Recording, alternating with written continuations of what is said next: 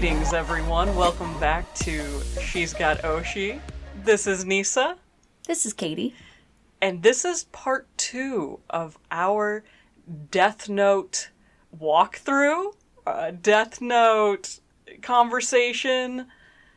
Shitfest? Yeah. Yeah. This is part 2. So if you haven't listened to part 1, maybe go do that.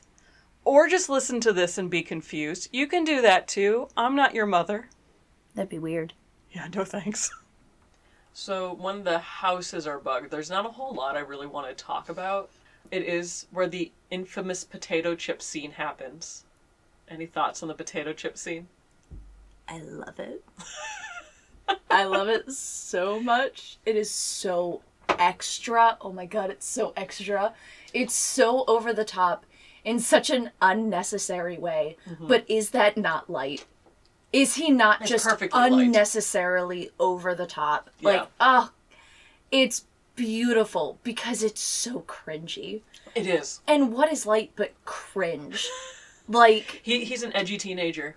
But that's like the worst part of it is that he's no longer a teenager. Like he gets to be no longer a teenager and you're like, you can't use that excuse anymore. He's like 18 during this scene. Yeah, right. Okay, yeah, he's like 18. But like, bro, you are getting off on how awesome you think you are.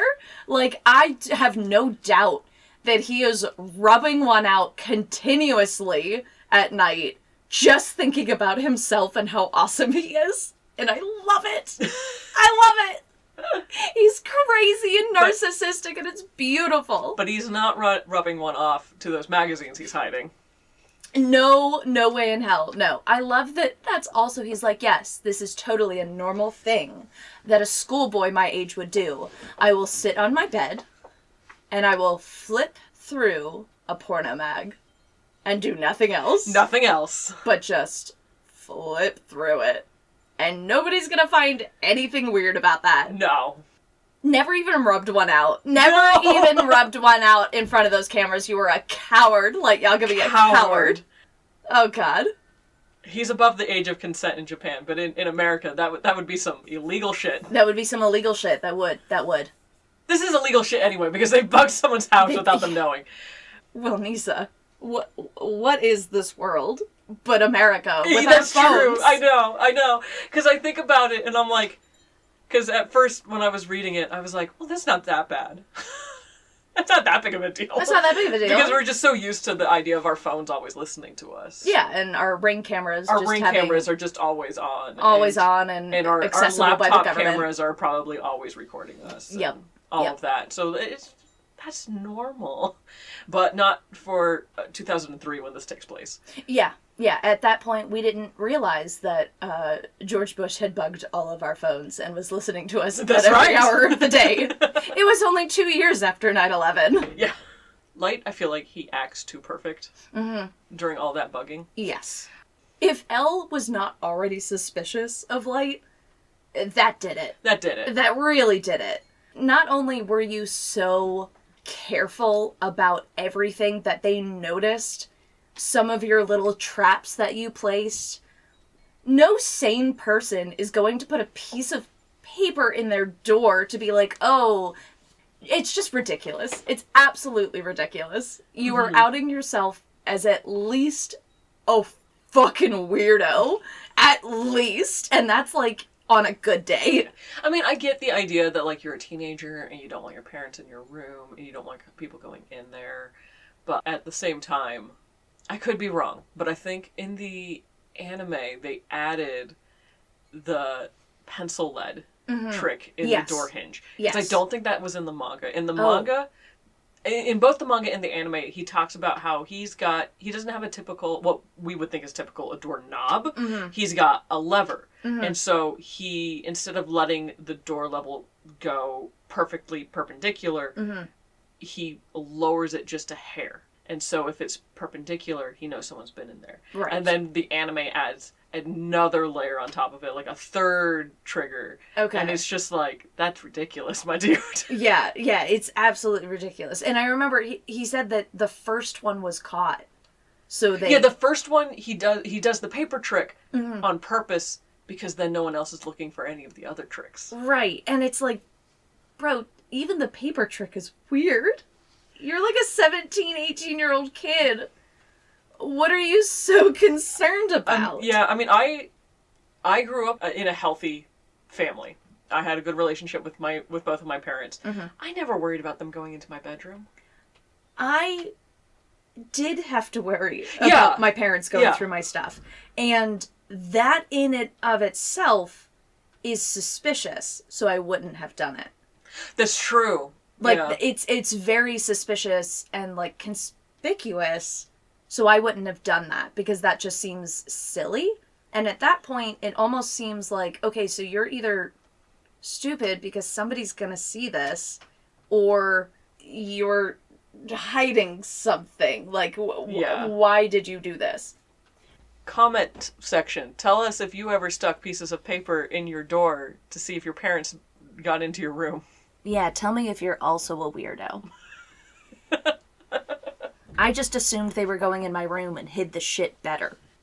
Sorry, Mom. Sorry, Dad. I needed to hide shit. Whatever. I'm not sorry, Mom. Dad, you can't hear me. Circling back to the potato chip scene. Yeah. I still don't really understand how Light pulls off the potato chip scene. Because he has a small television inside the potato chip bag. Mm-hmm. And he's watching it. But none of the cameras can see it. Mm-hmm. He's watching it. So he can write down names and faces on a Death Note page that's inside the potato chip bag. Mm-hmm. How can he see into the potato chip bag if it's down on his desk? And he's worried about it being wiretapped. Mm-hmm. So it's not like he can have the volume on. Mm-mm. How can he see into the potato chip bag? So I've thought about this. Please, Katie, tell me. I want to know. But I think it's ridiculous. And, like, when I was thinking of it in my head, I was like, that's ridiculous, though. But how else? So, like, the only thing that I can think of, there's, like, one of two. It's perfectly angled where, like, it's crushed at the top a little bit so we could see into it. Or, and I don't know what Japanese chip bags are like. Is it shiny on the inside and he's seeing a reflection? I don't know, maybe. Because that's also what I thought it might be. But then wouldn't the paper get in the way? Yeah, the Death Note paper might be in the way. I don't know. Yeah. I'm not that, and again, like, when I thought of that, I was like, that's ridiculous, though. And I don't know about you, but I can't imagine putting my hand into a potato chip bag, writing with my non-dominant hand, and not making it very obvious the fact that I'm messing with something inside the potato chip bag. So, I feel like I could get away with that. Okay. I feel like you could get away with that with, like, and I don't think he has a full pencil in there. Like, doesn't he have, like, a very tiny It might pencil? be like a piece of graphite or something like that. You know what I mean? Yeah, or like a golfer's pencil. Yeah, like a golfer's pencil. He's conservative after all. Exactly. Yes, he's got to have some of those laying around. So I feel like you could, in like a full-size potato chip bag, you could put your hand in there. And if you're also doing homework and he doesn't have the TV on, so like if he's doing homework, he can be sitting there like, I'm thinking of this problem, but I'm also searching for a chip while he's writing, grabs a chip with his other fingers and pulls it out. He could. Sorry, now I'm thinking like Elle watching him and being like, man, he cannot find that potato chip. Right? I think what he could also have been doing is just, because how many people died that night? 2. Okay. So, if it was only 2, it could very easily be, go in there, make a line, pull out a potato chip. Go in there, make another line, pull out a potato chip. So he's drawing the characters. Yeah. But and if it's only 2 of them, it takes 2. A long time to create all of those strokes. And when he's all done with the scheme, he's like, yeah, I just pulled off the perfect scheme. And then he thinks about it and again, he's like, I killed 2 minor criminals. Yeah. It was nothing. It was nothing, but it served as an alibi. Yeah. And that's all he wanted. That's true. That's all he needed was an alibi of just enough. Because, like, how can you convict somebody of a supernatural crime without irrefutable proof? Yeah, that potato chip scene, it's ridiculous. It's ridiculous. It's ridiculous. Because if you think about it longer than 2 seconds, it starts to fall apart. It falls apart. Yeah. And that's my problem. I think about things for too long. Mm-hmm. We are doing a podcast on it. People just want to hear me summarize, right? Just summarize Death Note. Don't pick it apart. Death Note. I don't want to read it. Don't have an opinion that's different than my opinion. Mm-hmm. Light and L meeting face to face for the first time. Light sees him at the test, and then they speak to each other at the entrance ceremony for college. Big ball move on L's part. Yeah, it really was, because at that point, he wasn't exactly sure what everything you needed to kill somebody was. No. Well, L is playing a game where he doesn't know all the rules. Light knows the rules. But L is confident in himself. He's pretty sure he knows who Kira is. And he's pretty sure he's not going to give away his name. That's what Kira really needs from him, is his name. Mm-hmm. At this point, they'd have no idea about the idea of Shinigami eyes and being able to just see someone's face and get the name. And I think this whole thing is an intimidation tactic on L's part. Okay. To tell Kira, I am not an armchair detective. I will go out there and get my hands dirty. And I'm not scared of you. Okay. Do we think L has always been this way? I would lean yes. He's solved thousands of cases at this point. I would guess that because the number is so high, most of them he kind of just does work on his computer and he's just like, I figured it out, and so he doesn't have to. I think certain cases he would. Okay. It is part of his personality to take action and not just think about it. It's to put it into action. Do you think he's ever come out this far, though? Because it almost seems as if he's never actually revealed himself quite this I don't much. think he's revealed himself quite to this extent. To actually go out and go up to his main suspect and be like, hey, I got a secret to tell you, I'm L. I also don't feel like it's been very often that he's gone in front of people and even told them or admitted that he is L. The whole Naomi Misora thing, she never actually saw him face to face that she's aware of. She meets him face to face at the end. That's right. It's the very end. That's right. And he goes to thank her. And instead he tries to hug her. And she kicks him. That's right. And she asks his name, and he uses the Ryuzaki moniker, which he takes from Beyond Birthday. It's been a very long time since I read that one. And again, I try to forget it.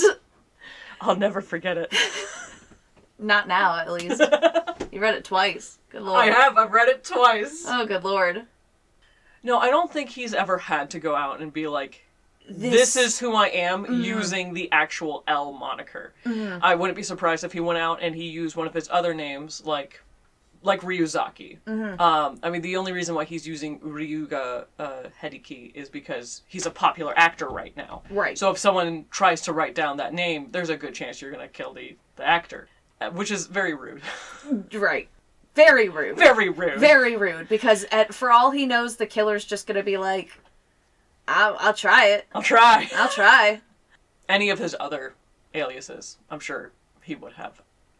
I don't know if he would have gone out and used the L moniker, especially since L is literally his first name.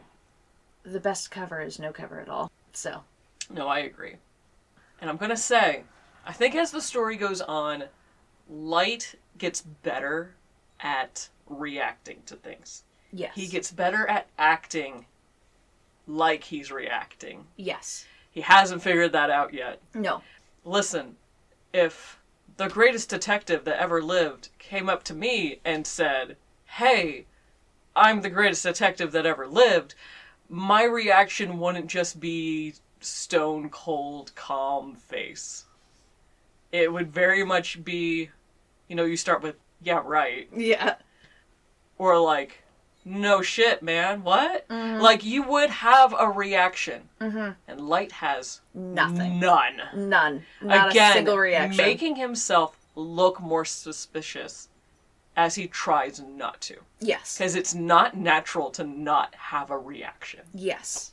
It's all of these things that he's like, oh, I'm fooling him, actually. And it's like, the jig was up at the beginning, buddy. You fucked up from the beginning. Like, that was that. Like, there is no getting past that. Yeah. I mean, because he has no reaction, and then he goes home, and he has the biggest fucking reaction. The biggest reaction. He has no idea how to handle the humiliation he feels. Mm-hmm. He has no way to regulate that anger that he has. And he has that huge blow-up, which is so fun to watch. It's so fun to watch. Oh, to just watch him get so rattled. Yeah. And then bringing it all together and be like, all right, I'm going to play this game. Fuck you, Elle. I'm going to do it. I think it's part of his immaturity of not knowing how to handle an emotion like that.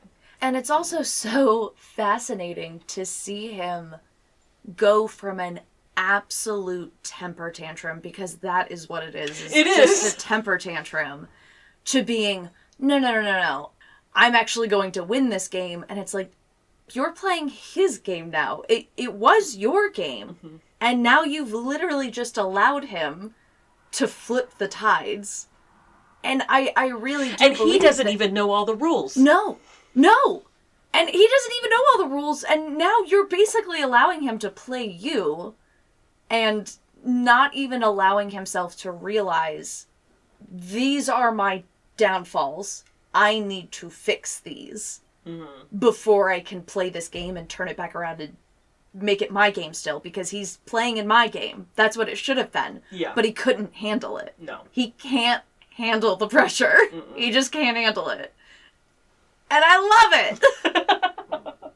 Because then when the pressure gets built higher and higher and higher, oh, buddy boy, you're gonna go down. And I'm gonna be here for it. Especially when he meets him in person, that's when it gets real. Yes. Yeah, and it really does. It does really rattle him. It's one thing to talk to an enigma. It's another thing to find a face. And now at this point, it's not just, oh, you have this separate thing that you do in your downtime. You now have to have the mask on all the time again. It's worse than being bugged. I think. It's worse having Elle around than being tailed and being bugged at the same time. Mm-hmm. Because he has absolutely no freedom. Any thoughts on tennis? I'm going to say something controversial. I think it's an overrated scene. Okay. I prefer the cafe. Okay, I get that. Because they're also performing for other people to an extent. They are. It pulls me out and it makes me feel like I'm all of a sudden in a high school anime. And I'm like, what is happening here? That is true. That was something I noticed when I was, especially when I watched the anime. Mm-hmm. Is tennis this popular in Japan? I know here, you see at a college, we've both been to college, if you see someone in a court playing tennis, you know what you do? You keep walking. I keep walking. You don't care. I don't care. The idea that they all, like everyone just stops and watches this intense tennis match is ridiculous. It's stupid. It's so dumb. It very really anime. Does feel like anime high school. I agree. I mean, the tennis scene is definitely adding action in, because it's been a hot minute since we've had any action. It's just to feel like the stakes are higher. It's to feel a little more fast-paced, even though it's really not moving the plot along. Mm-hmm. And it is a metaphor for their fight. Elle's the one who scores first, but Light's the one who wins. And it's very much just a foreshadowing. It is. Yeah. It is a foreshadowing. I do also agree that I think it's a little overrated. It's also a very heavy-handed foreshadowing. It is very heavy-handed. I don't necessarily enjoy the scene, but Apparently, originally, they thought about using golf instead, but it was too boring. Yeah. So they did tennis. God, that would be awful. Listen, they said conservative sport number 1, too boring. Let's go with conservative sport number 2. Yeah, I play golf, and that shit's boring. Shit's boring. Shit's boring. Can you imagine Elle playing golf? Can you imagine how he would hold the club? Like probably something like this, just like... And still gets a birdie. And still gets a birdie, yeah, in like the stupidest way possible. He drives his ball with a putter or some stupid shit.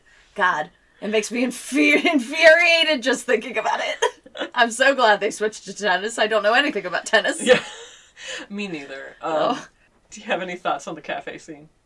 The cafe scene, I like the cafe scene because how much they both like reverse psychology, but then they reverse the reverse psychology. Yeah. And then go deeper and double down on the reverse psychology. I love it because at that point it's like, wow, you guys are crazy. Yeah, you two were made for each other, I suppose. Like, Jesus Christ.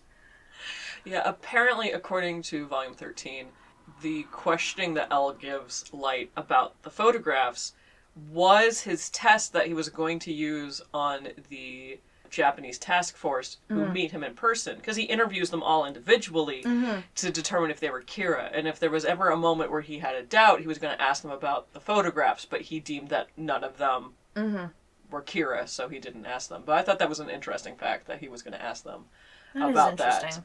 And then Light tells him everything he assumed he was going to tell him. I think part of Light's problem is that he wants to look smart. Yes. And he's not willing to have a cover story that makes him look dumb. Yes. He's not willing to do that. Like, the most plausible cover story could literally just be pleading ignorance or pleading, you know, dumb, whatever, just being dumb. And he refuses to take it because he can't put himself in a bad light. No, he has too much of an ego. Yes. And his ego is way too massive. He needs people to know that he's smart. Yes. And because of that, he kills any chance he has of a cover story. Sakura TV. The introduction of Misa Amane. Sort of, yeah. The introduction of Kira, too. The introduction of Kira number 2. Yes. It's exciting. I will say that. It is a very exciting scene. Yeah, it just, it kind of happens out of nowhere, and you're like, oh, damn, we're going, okay, so we're doing this. Cool, okay, all right. It gets crazy. People start straight up dying. Did we learn about the Shinigami eyes by that point? Yes, we have known, because Ryuk offered them. That's right, and Light says, no. Fuck that. No, because God can't have a cut-in-half lifespan. No, God has to be here for as long as possible. But Misa has them. And that's why she's able to kill so many people outside of Sakura TV. And those news anchors, too, right? She killed several people that had been outspoken against Kira. Yes. She proves to Sakura TV that she is Kira by telling them, hey, these people at these times are going to die. That all comes true. And then to prove to the world that this Kira that's talking right now is the real deal. Turn to this station, you watch someone who's outspoken against Kira, they die. And then flip on back to Sakura TV, and Kira has a message for the world. Made a big fuss. You definitely planned it out in a way to convince people that you were Kira. And made it real easy for the police to figure out who you were. That's also true. Yeah. So a member of the police task force, whose name escapes me because he dies early on. Ukita, I think? Something like that, I think it's Ukita. Yeah. Anyway, he immediately jumps in the car, drives on down to Sakura TV, and dies. Aizawa is ready to go down and be like, well, now someone else has to go down there, and Elle stops them to not do that. You can see Elle shaking. And I personally can't decide if it's feeling like you've made a mistake and now you've lost someone, or anger. I think it's a moment of humanizing Elle, because Elle does not show his emotions very often. He's definitely feeling something. And it's definitely because he's lost a task member. It's just, it could be sorrow, it could be anger. I think in my opinion at least, I feel like it's more shock. Because doesn't he say that he hates to lose? He does hate to lose. This is a big loss. It is a big loss. It's a big loss. Also, on top of that, we keep talking about how he's playing a game where he doesn't know all the rules. Mm-hmm. They've added a new rule that he didn't know was there, and that is that sometimes you don't need a name to kill. You just need the face. Yeah.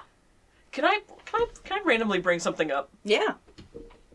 Why aren't more people wearing face masks? It's very common in Japan for people to wear, like, medical face masks when they have a cold. No one in this whole show wears a face mask. It hinders the plot, Nisa. Don't think about it. Okay, yes ma'am. My bad. Hinders the plot. Don't think that hard about it. Anyway. The editor could only control Ova so much. They're not a miracle worker. We got what we got.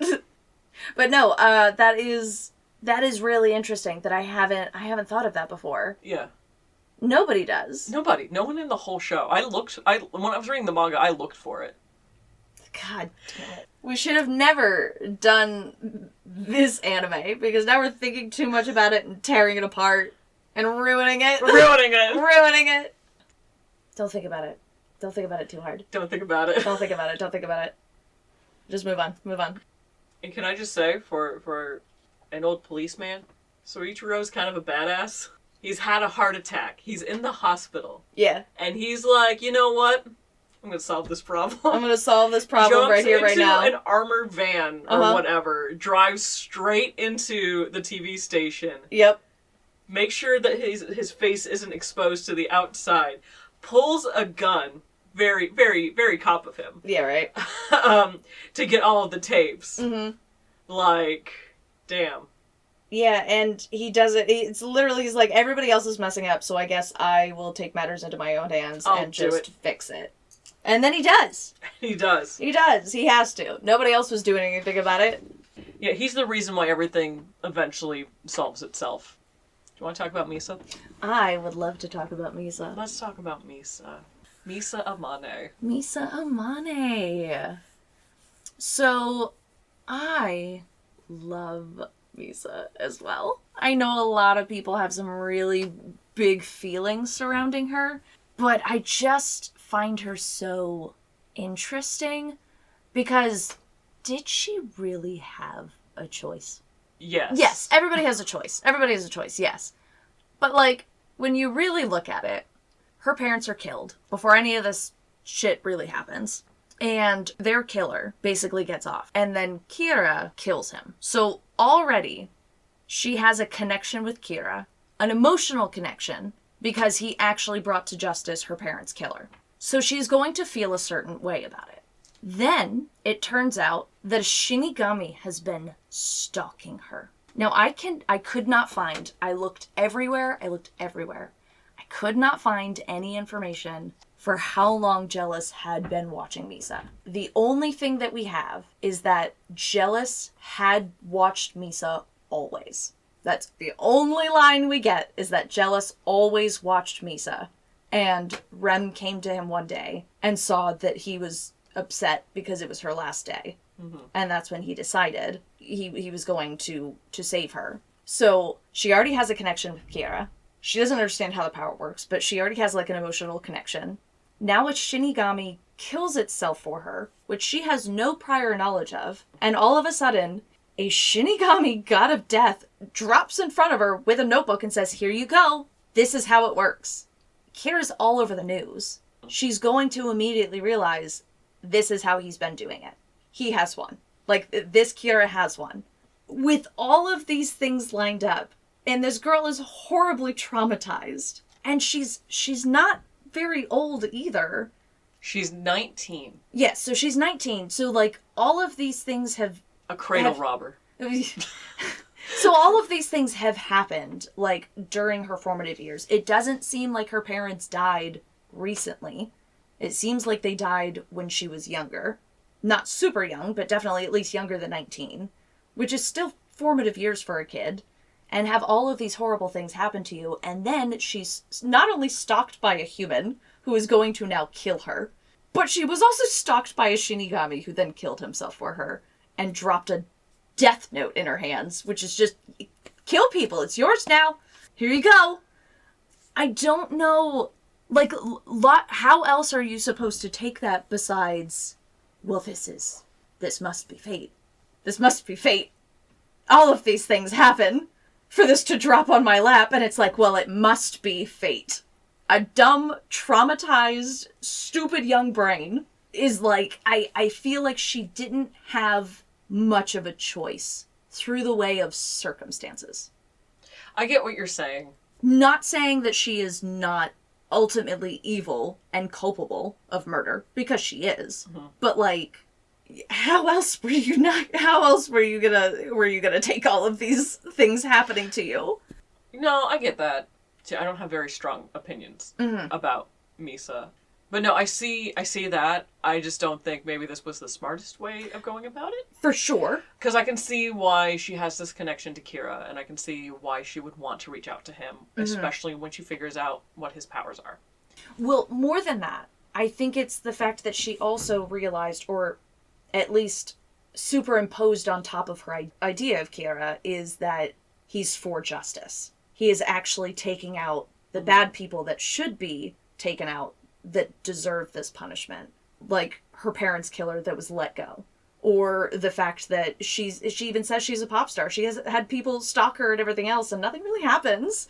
So she knows that there's a terrible, dark underbelly of the world, and I could see her seeing Kira as a savior for herself and for other people. And especially, like, because at that point she's already a pop star, yes? She is a rising model at that point. Okay. She's a model. So she's a rising model. I don't know exactly about the Japanese model scene, but we at least know in the American model scene, it's toxic as fuck. Toxic as hell.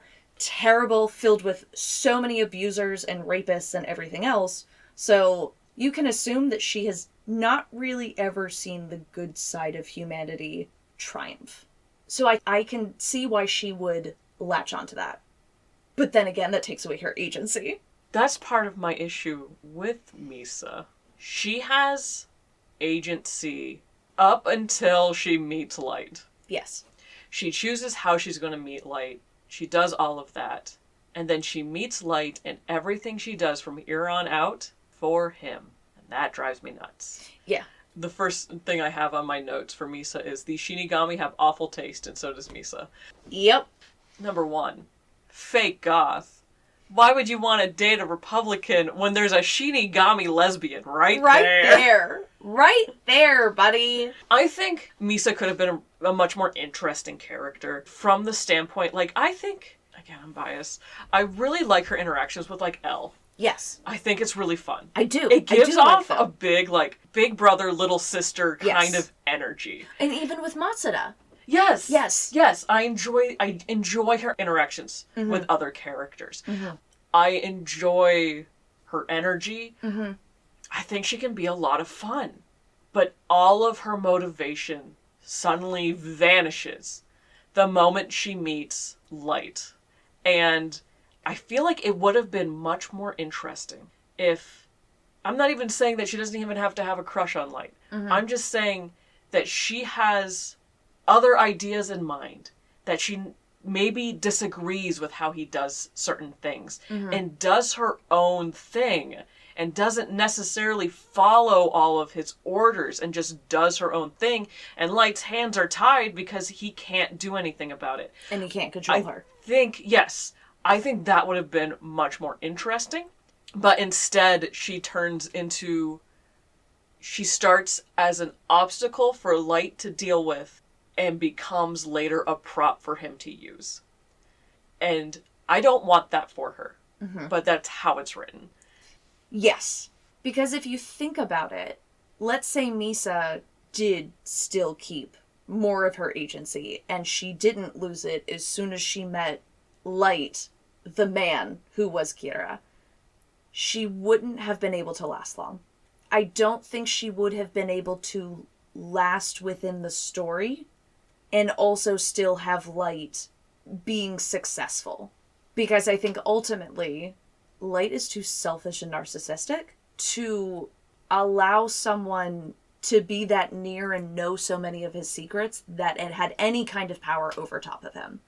Yeah, well, I definitely feel like if she had any agency on her own, the moment Rem was out of the way, he would have killed Misa. Yes. And the only reason why he has to be careful with the way that the story is written is Rem. That's it. Like, Rem is the only person that has any kind of care about Misa, because she doesn't even really care about herself. So, and I feel like it is an author pitfall of, like, you created this character and I feel like you kind of painted yourself into a corner, and then you had to turn her into this character that is basically boxed in whenever Light is around. Yes. And that brings me back to my fate idea of, like, did she really have a choice? Because it almost feels like she didn't. It almost feels like the way that she falls in love with Light almost feels kind of Stockholm Syndrome-y, but without any of the time. It almost feels like she's forced into it. See, I don't think Misa is necessarily in love with Light. Mm-hmm. She's in love with the idea of Kira. Yes, and she's obsessed with Light. I mean, Light doesn't show who he really is to anyone. Mm-mm. I don't even think she's in love with what he shows to people. She's in love with an idea that she's created herself. I think she is delusional enough to think, this is the man that I've met.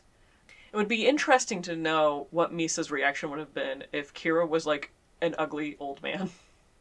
Yeah. Because I still feel like she would have wanted to meet them. I think no matter who it was, she wanted to have met them and expressed her gratitude. And this is why, like, I love Misa as a character, because she is so two-dimensional, but she feels like she shouldn't and she isn't, if that makes any sense.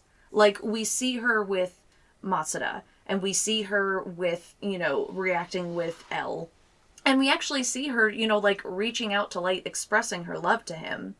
Like, she's not dumb. She did all of this Sakura TV shit. She's not stupid. Yeah, like, she's not stupid. She's just not as smart as. No, exactly. She is not as smart as, but it just feels like all of her character gets sucked out when it comes to Light. And it feels unfair, and it almost feels like... So, like, the whole idea of the Shinigami eyes, and that it takes away half of your life. Jealous had already given her his lifespan, because he killed himself. So she got the remainder of his lifespan. Yeah, Misa Amani's lifespan was significantly extended twice. What? Yes, because both Jealous and Rem die for her. Yes, effectively making her life much longer than normal humans. Despite this, her lifespan was halved twice due to the Shinigami ideal. And then she died by suicide. Yes, it transfers their remaining lifespan to her. Jealous, Rem, what are you doing? You don't have hardly any life on you. Well, she cut it in half twice. You know, her life's about to end. She gets Jealous's life. Yes. And then she cuts that in half. Right. And then she does it again. And then Rem gives her life. But she ends up living another 6 years. Rem, what are you doing only walking around with 6 years left on you? Right? Rem, what are you doing? Go get some more lives. Kill more people. She was too busy watching Jealous and then watching Misa, I suppose. Jesus. Now, I also read something else online that was a theory that, like, let's say Jealous had 500 years. She wouldn't have actually lived to 500 years old. That those years would basically be converted to human years of what they could actually live. Okay. I don't know where I read it, but I read it somewhere when I was doing my research. It's a fan theory. So, like, yeah, sure, whatever. Yeah, it feels almost out of character. And if we are not going to blame the author for bad character writing... I will. You can. You totally can. But, like, if you're taking it just as story and nothing else, it feels like she didn't have a choice and that was her fate. Her fate was to be in love with Light, and that was that. See, Katie, this is the difference between seeing things through the eyes of a theater major and seeing things through the eyes of a creative writing major. Yes. Because the creative writing major will blame the author. And the theater major will understand character drama. I mean, yeah, because... This is why my friends can't take me to the movies, Katie. It's because I sit here and I go, this writing is awful. No, this is why I love to take you to the movies, so we have serious discussions afterwards, and we can yell about it together. And make each other think of a different opinion. But yeah, because I really just feel like Misa was done dirty. I feel like out of everybody, she is the tragic character.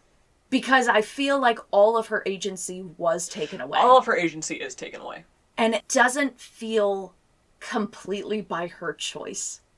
No, I get it. The only thing that really was her choice is how she reached out to Kira. And then after that, she also loses all of her choice. Her career hinges on what Light wants. Yes.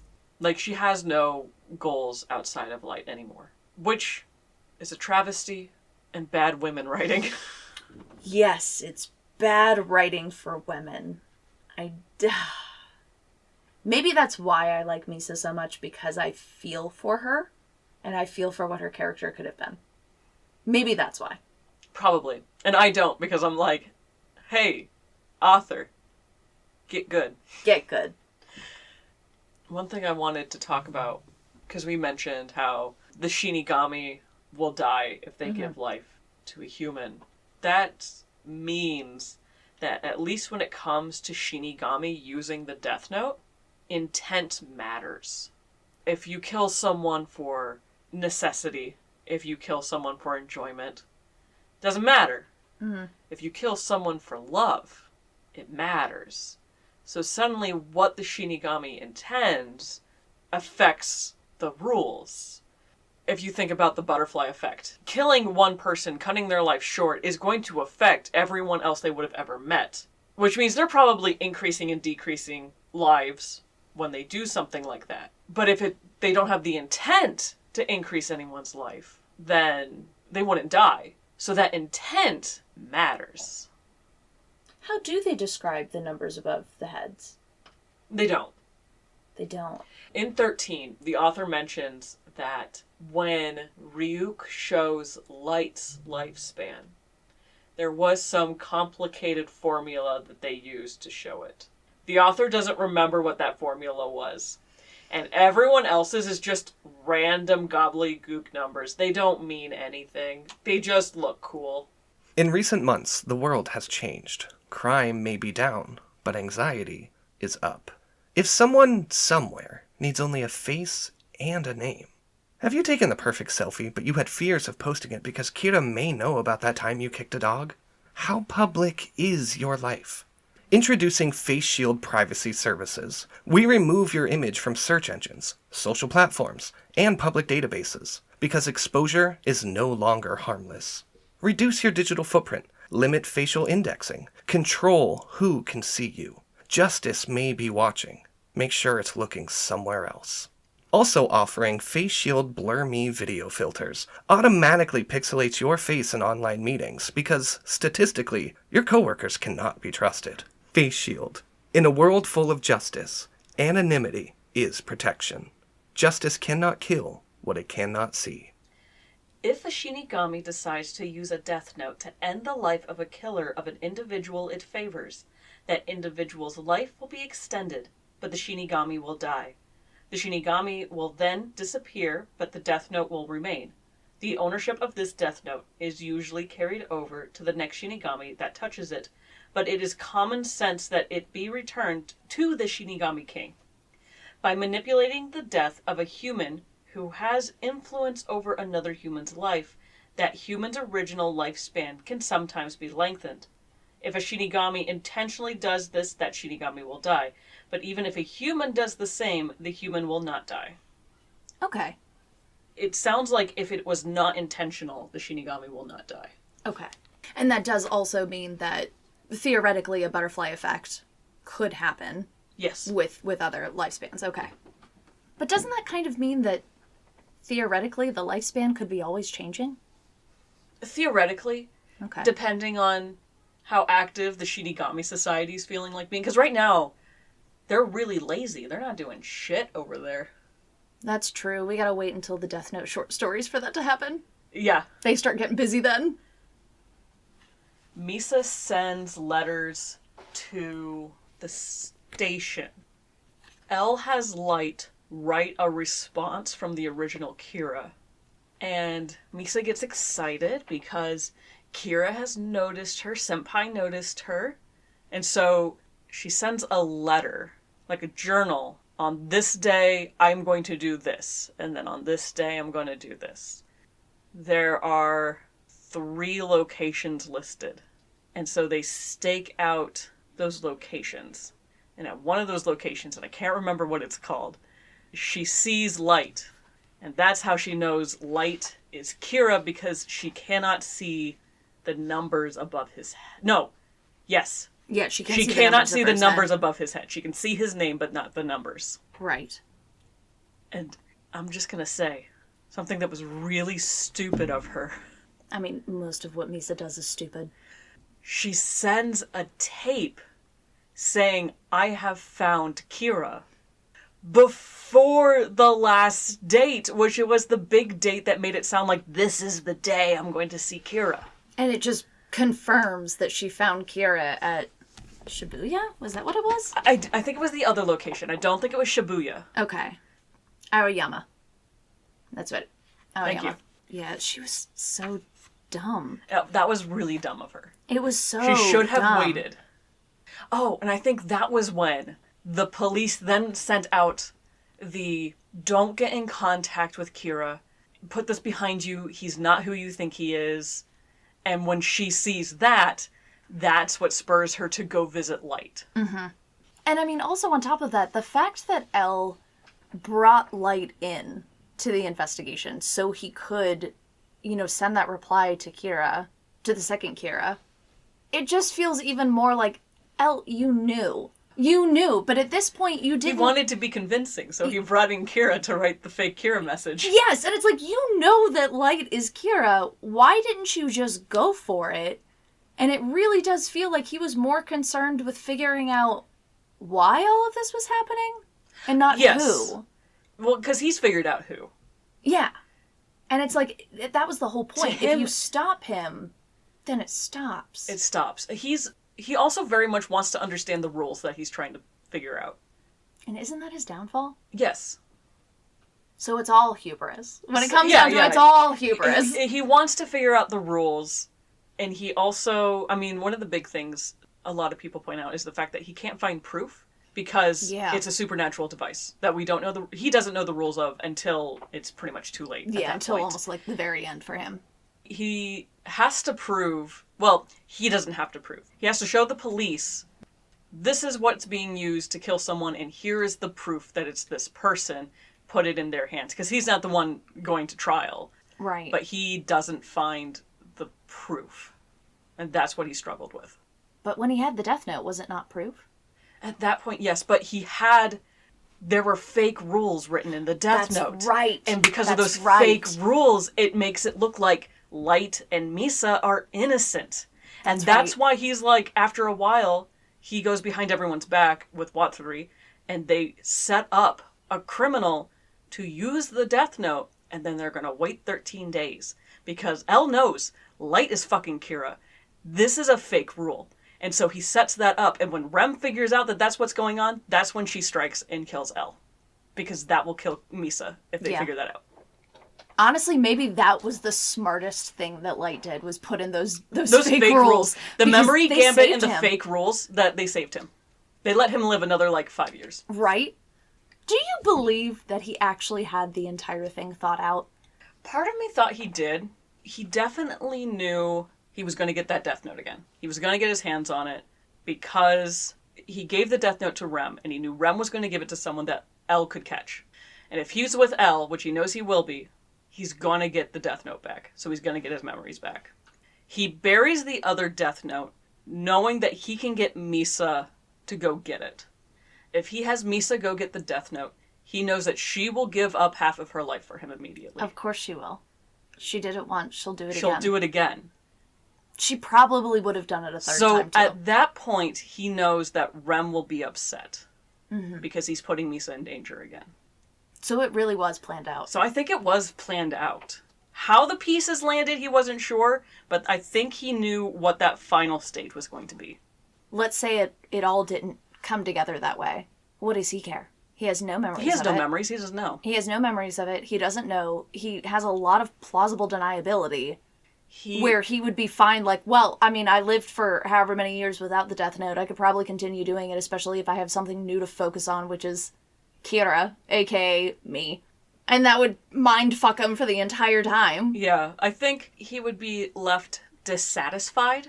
But not dead. But not dead. He wouldn't remember what he did. Or captured. I feel like the only other thing that would have been worse for Light than death was being captured. Ryuk wasn't going to let that happen. No, Ryuk wasn't going to let that happen. Ryuk would kill him before that happened. Yeah. Because Ryuk doesn't want to be bored. Yeah. Could you imagine Ryuk sitting in a jail cell with him? He would be furious. He'd be furious. Because he was Kira, he probably would not be allowed to hang out with the other inmates. But can you imagine Light trying to, like, be top dog at a at a high security prison? With some fucking dude just floating around beside him, making commentary. And he wouldn't be able to keep his mouth shut. He would end up having to, like, respond to Ryuk because Ryuk was pushing his buttons, and then... Everyone would just spread rumors that he's just crazy. He's just crazy. That's so funny. That's so funny to think of. Yeah, that's Light Yagami. He talks to himself all the time. Mm-hmm. He was Kira. He was Kira. Wonder. Yeah. They would definitely kill him, though, right? They might, actually, yeah. Because he was targeting criminals. They might actually kill him, yes. And also... I mean, at the end, jumping forward a little bit, who has the Death Note at the end? At the very end? Nier. The Americans. The Americans. The Americans. The Americans. They would have killed that motherfucker. Yeah, Nier had both Death Notes, and he disposed of them. They incinerated them. But did they? See, that goes into the Matsuda theory. Okay. All right. So going back again. Totally lost where we were at just now. So we were talking about Misa going to Light. Yes. Arguably, Misa threw a wrench in Light's plans, but I also don't think he was going anywhere good. Like, it almost seems like he's upset with Misa because he's like, my status quo is now gone, and it's like, buddy, how long did you think the status quo was going to last? Yeah, how well did you think this was lasting? Yeah. It wasn't going to go very long. No, because she comes at a time where Elle has just reached out to him to be like, I'm going to keep an eye on you. And then Misa just shows up. So I guess it would depend on what either Elle or Light decided to do next. Decided on how things were going to land. But Light was not doing well. No. Light, up until just past this point, Light just is a series of mistakes. Yeah, that he got lucky with, really. He got lucky with a lot of the things that he did, and he made a lot of mistakes. And they were all leading back to him. And honestly, he would have gotten his ass handed to him a lot earlier if Ryuk was not addicted to apples. Because Ryuk wasn't going to help him until with the cameras. Yeah. But then it's like, you can't eat apples without them. I'm not going to give them to you. And he's like, well, shit. I guess I got to help this kid now. Which is funny. He made sure he didn't do anything like, no, I'm not going to, like, permanently remove them by, like, killing this guy. But, like, I'll tell you where the cameras are. I'll tell you where the cameras are. And I'll suffer through, like, a week or two until they're gone. That was also foolish of Elle, though. Why the hell would he take out all those cameras? I can only guess it's because the police that he's working with are like, okay, they've been in there for this amount of time. It's time to take them out. That's all I can think of. Because I don't think Elle would have just gotten rid of the cameras. Cops having morals and integrity? What? That's right, this is fantasy. Cops it's fantasy. Being incompetent. Very true. Very true. That's true. That's true. Yeah, after they removed all the cameras, they're like, okay, well, these two families, they're innocent because we didn't catch anything. And Elle's like, no, they just didn't act in a way that we could tell what they were doing. Which, I mean, yeah, Light did continue. Somehow with the potato chip bag. We've talked about that. But I thought he only pulled that off once. He did. He only pulled it off once. I don't remember. How was he doing it? Oh, he piled them up. He piled them up. That's right. He piled them up. Smart. I really do feel like the whole, like, Misa coming into the picture allowed him to give himself an out. If Misa didn't show up, he would not have lived for another 6 years. No. 5 years, no. I think she did give him an out. Part of what made her difficult, though, was that she brought in physical evidence. Yeah. I mean, they had all the physical evidence they needed to prove that she was the second Kira. Yeah, they had that. And then when she started seeing him, they could tie her to him, especially when they seemed to have met specifically around this time. Do you think Elle was actually a fan of Misa? Or do you think he just put all of that on? Oh, I think he put it all on. Okay. I do think he put it all on. I think it would have been such a funny piece of lore for him to be like, no, I actually do like Misa. Like, I really like her music. Genuinely. God, that'd be so funny. That would be very funny. I'm sure there's fan art of Elle with like a Misa shirt on, right? Oh, there must be. There must be. Well, there are Elle Misa shippers out there. Excuse me, what? Elle and Misa shippers. I don't know why that's surprising. I don't know why that's surprising. They have great chemistry. Well, shit, Nisa. Now I gotta go look something up. I mean, I don't look it up, but I find it. I'm not in the right spheres, I suppose. You're not in the right spheres. Yeah, no, that's actually, it's not the most uncommon ship for the fandom. Yeah, I guess it wouldn't. I put more stock in Masada Misa though. Well, he's clearly a Misa stan. Yeah, obviously, he's a Misa stan. He loved taking on her. He missed his calling as an agent, really. Like, he should have been an agent. I think he should have been her agent forever and ever. He was so cute. Adorable. And then he had to fake his own death. Damn. Maybe I like Misa so much because she pushed Light in the way that he needed to be pushed, but also became his downfall in the end. And that really explains her character, too, in a way, where she is always a hurdle that Light has to overcome, but she's also one of his strongest assets. Yes. Like, she is 100% his strongest ally. Honestly, she's his only ally at this point in time. Right now, yes. And she's the one that sticks with him all the way until the end. Doesn't she agree to give up ownership of the Death Note again, as well? Yes. Yeah, she gives up ownership of the Death Note, and Light sends the Death Note to Mikami. I don't understand why you trusted Mikami. Why did you not trust the girl that has been with you the entire time? Because Light is gay. That's true. And saw Mikami on the TV and said, that man is hot. You're right. He was cute. He was a cute guy. But Misa, come on. Do you just hate women that much? He's gay not because he likes men. He's gay because he hates women. Oh my God, you're right. Oh my God, the epiphany I've just had. Literally because he hates women so much. Yeah. Fascinating. He hates women. Just fascinating. Like, goddamn, bro. To him, they are tools to be used, and that's it. What did the pussy... Who hurt you? What did the pussy do to you? Like, goddamn, sir. They scare him. They scare him, yeah. Jesus, who hurt you when you were a child? Some little girl on the playground said something mean to you, and you just never got the fuck over it, buddy. Damn. Mikami was hot, though, right? Oh, yeah. Oh, okay, all right. Mikami you didn't say anything in agreement. I needed to know that I wasn't all alone over here. He was very hot. Okay. I loved his character design. Cool. Good. The female designs are not great, though. Misa was awesome. I don't care for Takada's character design. I mean, I understand why they gave her that character design, because she's supposed to look more mature and she's supposed to look more put together. But I didn't care for her design that much. Mm-hmm. I thought Lidner...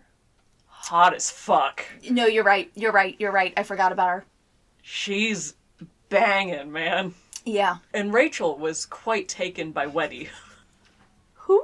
Weddy? She is the secret agent lady that Elle brings in once they cut ties with the police. Oh, that's right. Yeah, so he brings in a cat burglar. Okay, that's right.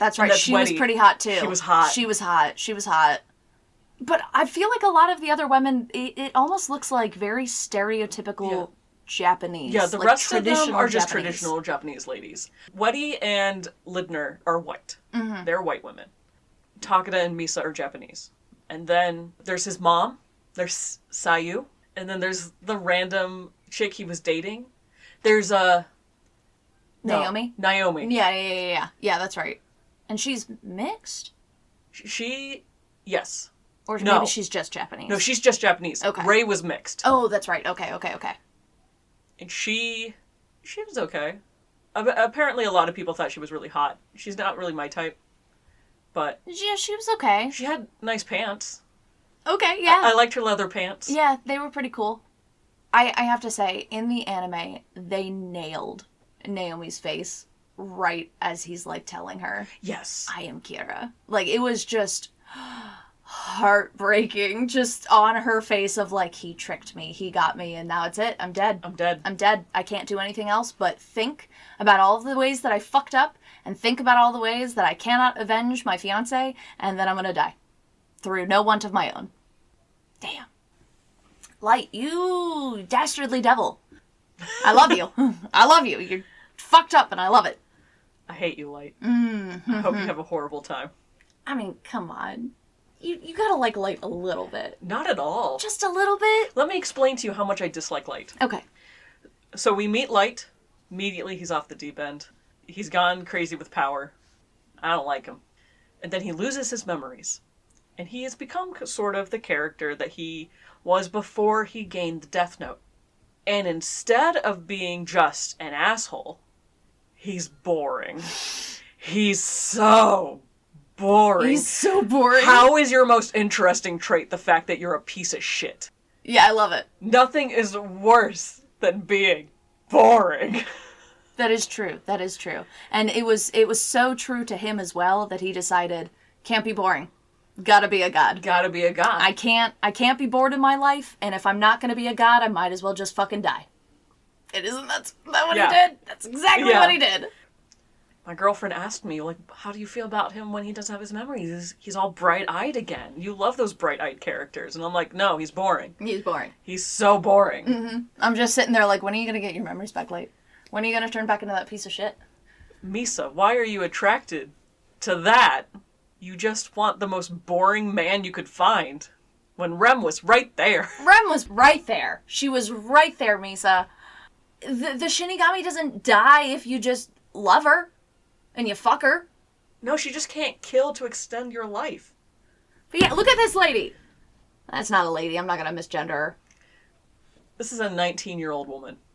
No, I was talking about the Rem behind her. Oh. Yeah. That's a hottie. Yeah, that's a hottie. That's a hottie. That's a hottie. I mean, Misa's hot too. She's cute as hell. But like, Rem. Beautiful. Do we want to talk about the kiss? No, because, like, especially after I remembered, like, no, she was crazy first. Yeah, she was crazy first. He's just like, this is what she wants. This is what's going to shut her up. I feel like, out of everybody, Light only successfully really manipulates Misa. He manipulates Misa, and he manipulates Takeda. Oh, that's right. And I guess the way he manipulates men is just making them think that he's innocent. He doesn't, like, use them. He just manipulates them into thinking he's a pretty cool dude. Astonishing to me, because this man is boring as fuck, but... Well, it becomes a lot easier once he takes over the L persona. Yes. Because, like, the cool was already baked into the persona, dude. You just took it for yourself. That's true. That's true. L did all the work. He did. Do we want to talk about Misa's capture, then? Yeah. I do like, though, right before she gets captured, L tells Mr. Yagami, hey, if I die, your son's Kira. Your son's Kira? If I die, it's him. It's him. It's him. Yeah, it's very much the feeling of, like, Oleana, I want Cersei to know it was me. Capturing Misa. Elle, why'd you have to go that far, buddy? Why'd you... Where are her pants? Where are her pants, buddy? Why you gotta chain her like that? What are you doing, buddy? I mean, I do have a figure of it. You do. Like... You have a figure of it. So thanks, Elle. You're a gooner. So yeah, it's my yeah. Listen, it's my first figure that I ever got where her boobs and ass are squishy. It's great. I still don't have any of those. Oh, it's so nice. It's so nice. What a good figure. She's in a cage. She's in a cage, and you hang her up in your living room. Yeah, she's in my living room with her like visor on and everything. I'm not much better, am I? But we're not talking about me. We're talking about Elle. What are you doing, buddy? Is this a kink of yours? Maybe you are a Misa lover. Maybe he is. I do love, though, like, when she loses her memory, she assumes it's a stalker. Yeah, she missed her stalker. I love it. And calls him a pervert. Yeah. And he just goes, am I a pervert? Yes, Elle. Yes, you are. Now, I've called out the author doing things that don't make any sense. I'm going to do it again, and this time it looks badly on Elle. Okay. Which kills me. Kills the man, because I will defend Elle with every fiber of my being. I know. So Misa is captured, and it is highly suggested that she's being tortured. Yes. Beyond the whole sensory deprivation that she is going through. It is also suggested that Watari is physically torturing her with something. Number 1, torture doesn't work. No, torture doesn't work. They'll just tell you whatever they think you want to hear. Yes, they will say that. On top of that, the fact that Misa doesn't just say anything isn't super realistic. Like, I understand why she holds out until she loses her memory. Because it's Light. She's gonna do whatever. She has that... I don't want to use the word love, because I don't see it infatuation. As actual. She has that infatuation. She has that zealot mindset that I think she would last that long. Mm-hmm. I think past that, I think she would have said something. Just because people who are under torture will say anything that they think will get them out of that situation. Doesn't she kind of start doing that, though? She does. Like, after she loses her memory? Yeah, well, because they're like, you know that you're the second Kira. Tell us what you know. And instead she's like, how about a panty shot or something like that? Like, she's trying to entice a stalker, but they're not asking her for that. So I can understand if she's delirious and doesn't know what she's saying, because she is dehydrated. Yeah. But the fact that she really doesn't say anything that has to do with what they're talking about throws me off. And I have the same complaint with Light.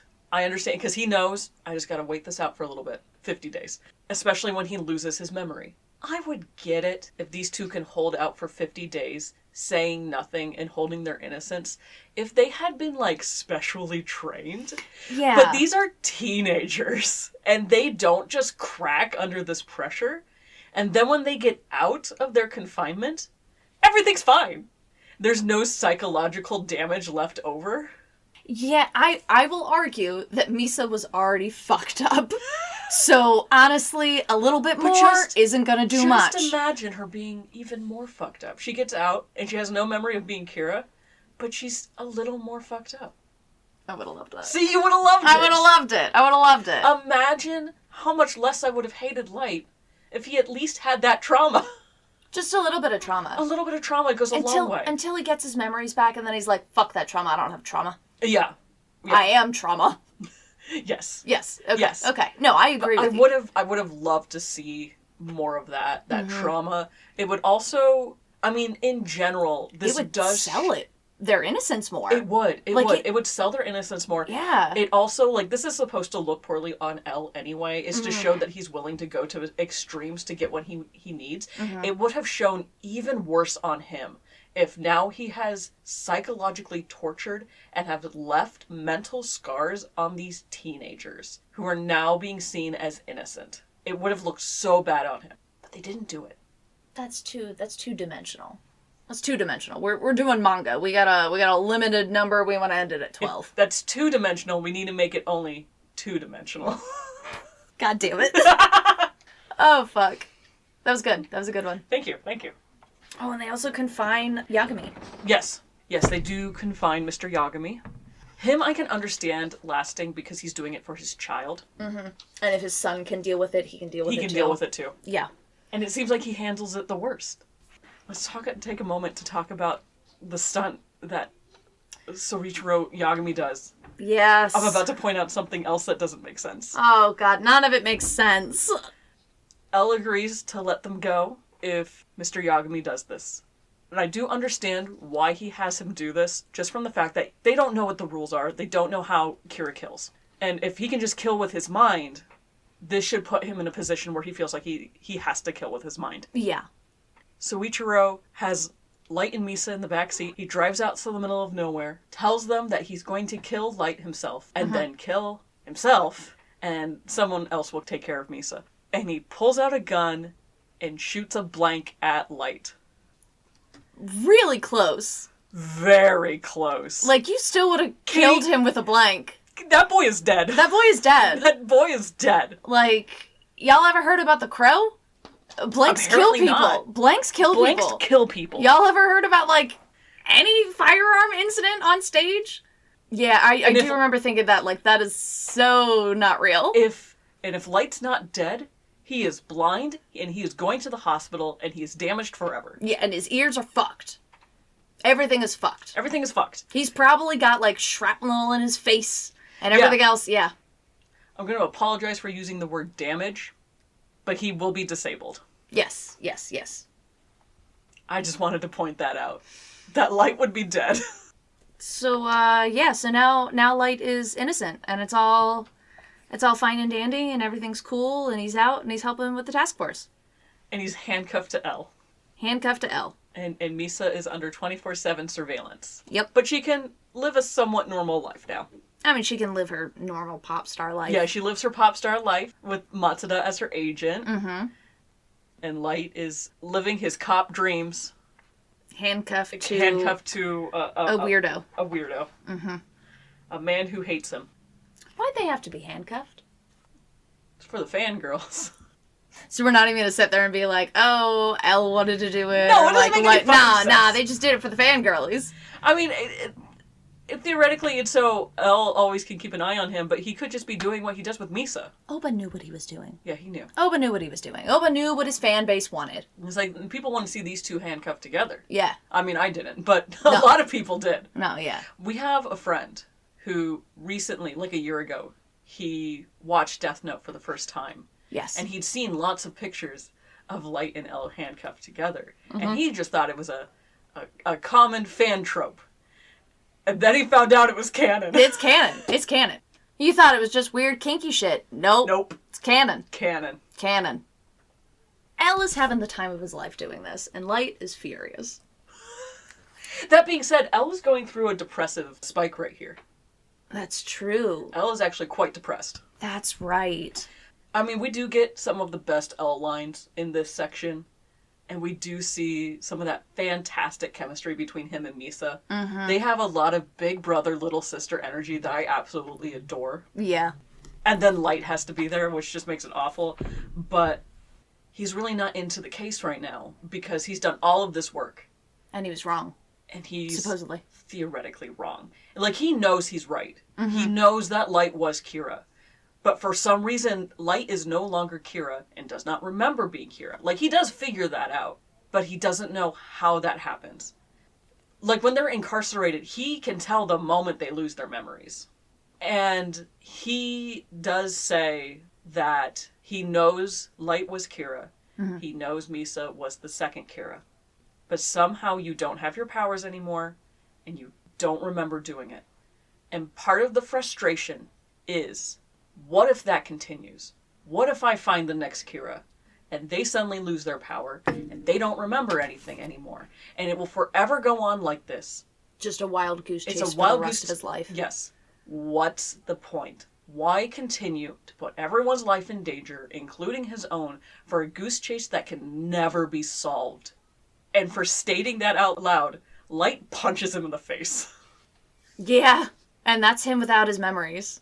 Listen, when Light has his memories, he uses his pen for violence, but when he has memory loss, he just fisticuffs. He's a red-blooded man when he doesn't have his memory. He just wants to fight. And who better to fight than this man who's handcuffed himself to you? So when he goes flying for some reason he's able to take off because of anime physics and fly across the room, dragging Light with him. Mm-hmm. And then does the same thing when he kicks Light. Yep. It's a fun scene. It is a fun scene. It's very fun. I understand why people feel like it's sexual tension, but it's not sexual tension. It's just hatred. It's just hatred. It's just hatred. They hate each other. They hate each other. And like, oh yeah, hatred is so close to love and blah, blah, blah, blah, blah. Nope, not these two motherfuckers. Mm-mm. They hate each other. They can't stand each other. Very much a light and dark kind of vibe going on with them. I do like the idea, though, of Light having to wait outside of the human washing machine for Elle to finish up his bath. That's right. Yeah. God, that's so funny. No, I feel like Elle just didn't shower the entire time. He's like, nah, I'm good. I'm just gonna make this horrible for you, Light. Mm-hmm. Absolutely miserable. I'm just gonna make you rue the day. And then we get into the 1%ers. Yes, the 1%ers. The Yotsuba group. Yes. I think that the Yotsuba group is the most boring part of Death Note. A lot of people have that opinion. I think it's really boring because we're getting an earnest Light Who's boring as fuck. Who's boring. Also, L isn't interesting outside of doing stuff. Like, he also becomes... L becomes very much a backseat driver in this. Yes. A lot of the stuff that happens in this... I mean, it might happen because L has the resources, but the only thing he actually, like, plans how to save Matsuda, and I think he plans how they're going to catch him in the end. Yeah. But as far as doing stuff, he drives the helicopter. Yeah. That's kind of sad. It is very sad.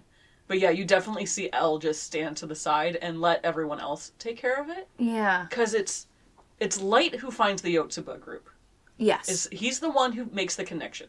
Matsuda confirms the connection.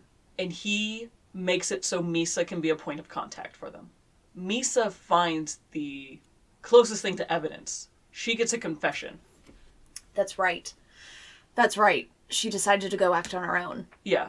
And then Weddy is the one who bugs the office. Aber's the one who goes in and infiltrates and becomes one of them. Light is the one who uses L's voice modulator to talk to people. That's right, because that's the first time that we really see him doing that. Yes. And it had to have just been because L just... L drives the helicopter, like... Yeah. I think the next thing is Matsuda breaking into the Yotsuba group building. I personally really like that little section there. I do. I mean, I like Matsuda. I think Matsuda's just so cute. He's very cute. He's very earnest. He wants to be a good boy. He's the only person in the entire series that I'm like, oh, no, you are a good person. Yes. Like, you might have some flaws, but all of your flaws are literally just, would people really do that? Yes. Like, you're a little too trusting, and you want to see the best in people. And he doubts. Listen, when it comes to, like, simping for people, like, I might say other characters are like they're hot, or like they're really cool, or I really like them. Matsuda is marriage material. He is. Matsuda is marriage material. He's a good boy. He's a good boy. He's a good boy. He's adorable. And he just tries so hard. He tries his hardest. Yeah. Oh. In anything that he does. I gotta be a manager. If that's what boss tells me to do, I guess I'm gonna be the best manager I can be. And he was. And he was. He was the best manager Misa ever had. Good manager. Oh. Damn. And then he fell out a window. Now, number one, it's a reminder that he is an impulsive individual. Yes. He sees the opportunity, so he just takes it. But I think he might have had more caution if the rest of the task force was maybe a little nicer to him, because they're constantly belittling him. Yes. And he wants to show that he is a member too, and he can pull his weight, and he can be a good boy too. Yes. And so he does it so he can prove himself. And it ends up landing him in some hot water, but he does it for the team that doesn't seem to appreciate him. No, they don't appreciate him. Yeah. Yeah, I feel like the only person that actually respects him a little bit is Suichiru. And I feel like it's more of, well, I respect you because you're my mentee, and I'm teaching you, and we have a connection, but it doesn't feel like I have trust in you. As someone who watched part of Death Note as a drinking game, he did say "shut up, Matsuda" quite a few times. He did. Matsuda is such a good boy. He is the last one that's like, I cannot believe it's Light. It cannot be Light. He's the very last one. Which is just heartbreaking. It is. I mean, because everybody else in the task force knew.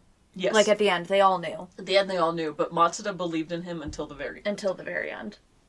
Do you have any notes on Higuchi as a character? Kira number 3? I mean, I understand why Rem gave the notebook to him, but he was just so boring. Like, there's nothing more boring than killing people for money. That's true, but it is a very normal way. It is a very normal way. Because, I mean, ultimately, Rem doesn't care about humans. She cares about Misa. Yeah, no. That's it. She hates humans, except Misa. Exactly. So, like, she's not going to give a shit that she gave it to somebody who is going to be knocking off every single person they can get their hands on of who's, like, killed somebody, because they don't care. Like, what they're doing is they're writing names in the death note because these are the rules that they were told. And then they're going to use it also to benefit themselves monetarily, but it's also, bro, you formed a whole little CEO group to, like, discuss it because you were so scared of being caught? What a little bitch. What a little bitch. Just stupid. You couldn't do it yourself. No, he couldn't. Which is dumb. And it's just silly because, like, how did he think he was going to get away with it that way? You told so many people that one of you has a death note. So out of this small group of people, one of you definitely has a death note. It's not that hard to figure it out. No, well, because there are members of that group who figure it out. Yeah. Like, they figure it out. They're like, it's definitely this person.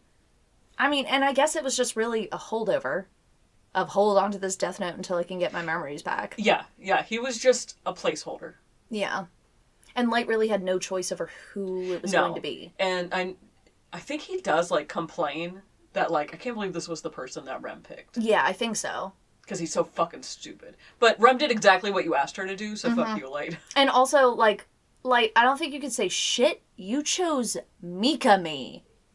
Mikami! Idiot. And can I say that while Light doesn't have his memories, he was so bad at being Kira, he caught himself. Yes! Yes! Yeah, he looks at the original notes on it and is like, man, this original Kira is just like me. It's like you were so bad at being Kira. Like, when he gets his memories back, he obviously doesn't lose all of the memories that he had while he didn't have his memories. Don't you think you should be a little embarrassed? Just, like, a little embarrassed? Be a little of, embarrassed. Like, oh, wow, I was really shit. No, he probably thinks, like, well, obviously, the only person that could have realized I was Kira was me. Because I'm so smart. That is very him, yeah. God damn it. What a piece of shit. I love him. I love him so much. Get worse. Show us even more worse aspects of yourself, please. I want to know more. Pretty much the moment Light gets his death note back, L's lost. Yeah. It's so obvious.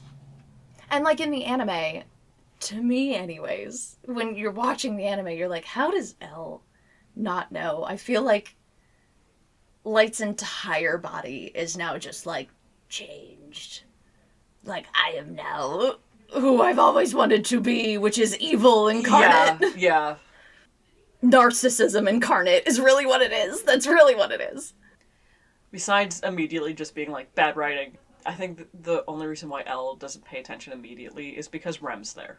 That's true. And he's seeing Shinigami out for the first time. Yeah. I mean, because we do see that, like, back when he's still getting tapes from Misa as the second Kira, like, it's one of the only times we see L really lose his cool. Yeah. Is when Misa says Shinigami, and he is so shocked.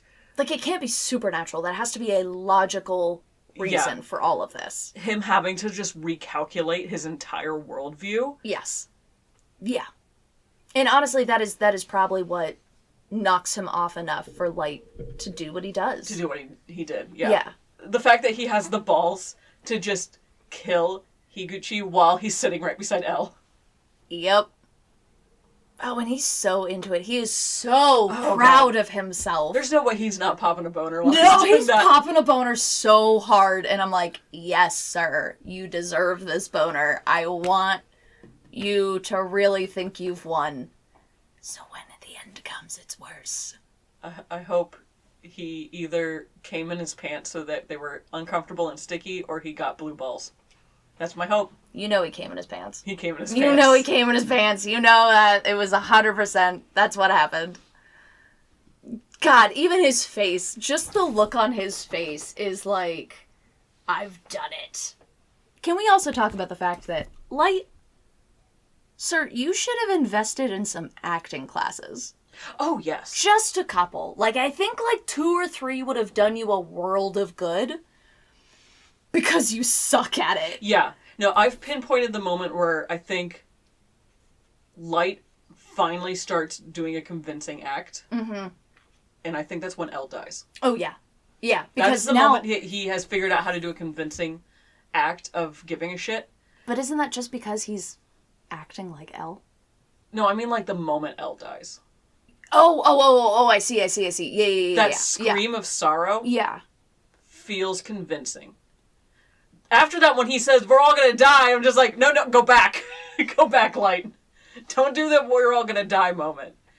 And that's funny because I don't think he's convincing at all throughout all of it. Like, I don't think he's ever convincing. It feels so put on. Like, I really feel like you can still see in his eyes, he doesn't give a fuck.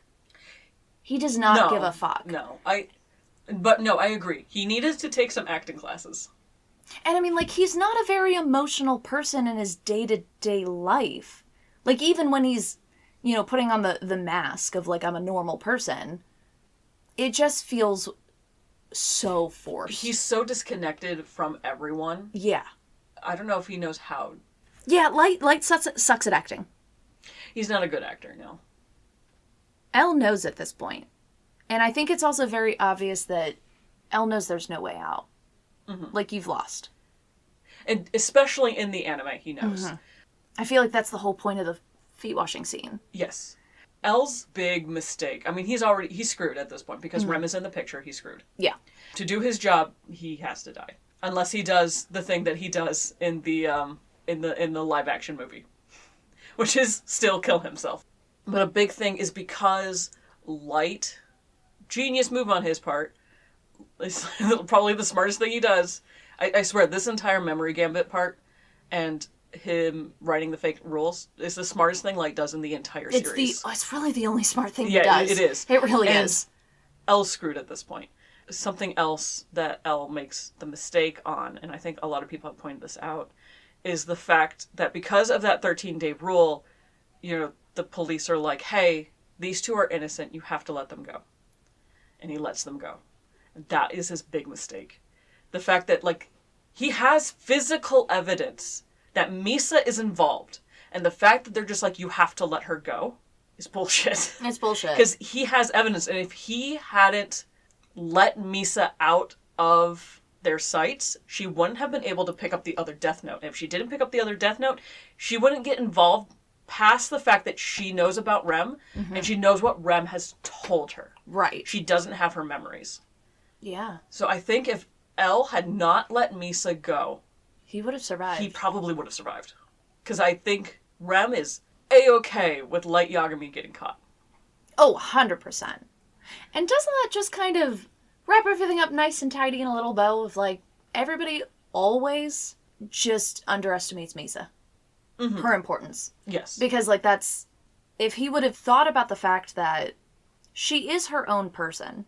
Ultimately, she is her own person. Yes, she does everything the Light tells her to do, but she is her own person. You cannot trust her alone any more than you can trust her with Light.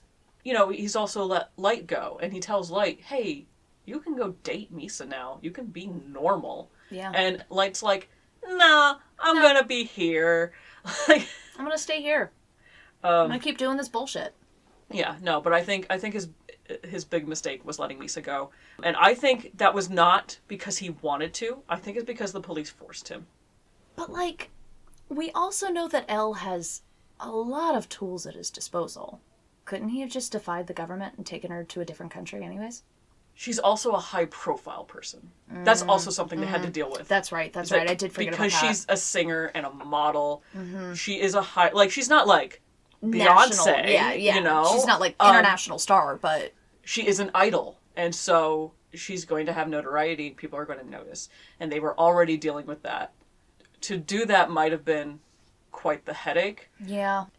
I think to continue working with the people he was working with, he didn't have a choice. Mm-hmm. I think if he said, you know what, we're done. I'm not working with the police anymore. I'm absolutely not going to work with the police. I think he would have, but I think as someone who's working with the police, yeah, he had to follow those rules. Yeah. Yeah.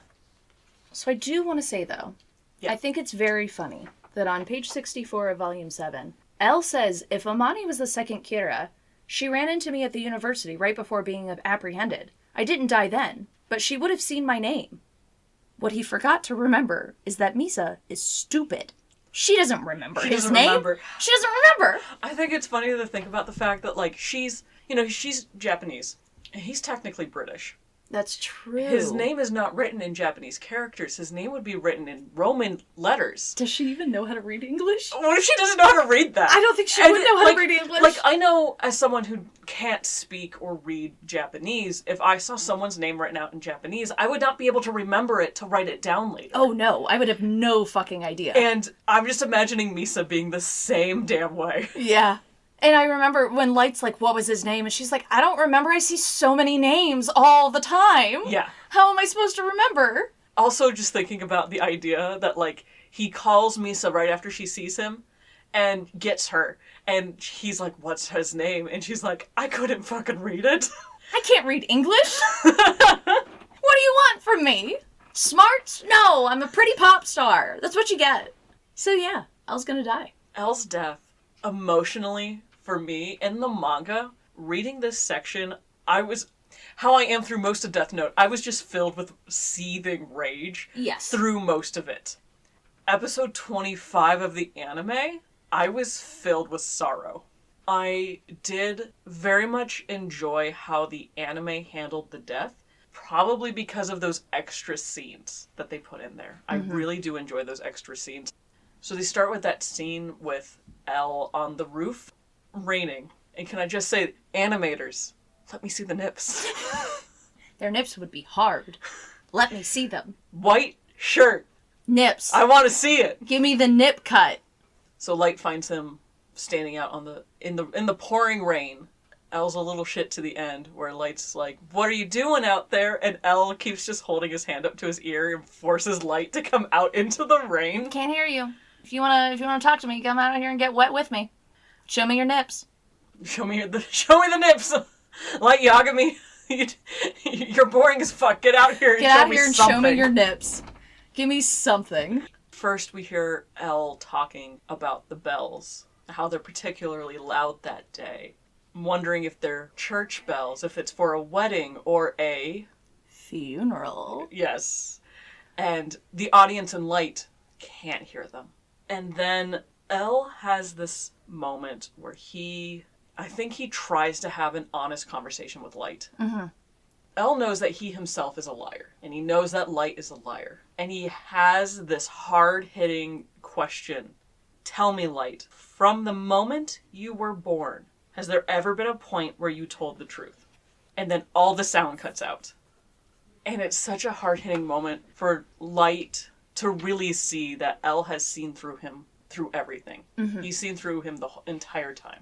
But then Light regains his composure and gives some bullshit excuse like, oh, well, everyone lies once in a while. I tried to live my life as an honest man and like a good person the best I can. And Elle's like, yeah, I thought you were going to say that.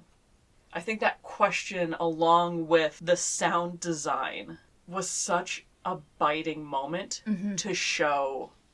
One, we're seeing Elle acknowledge the fact that he is losing. He knows he's at the end of his rope.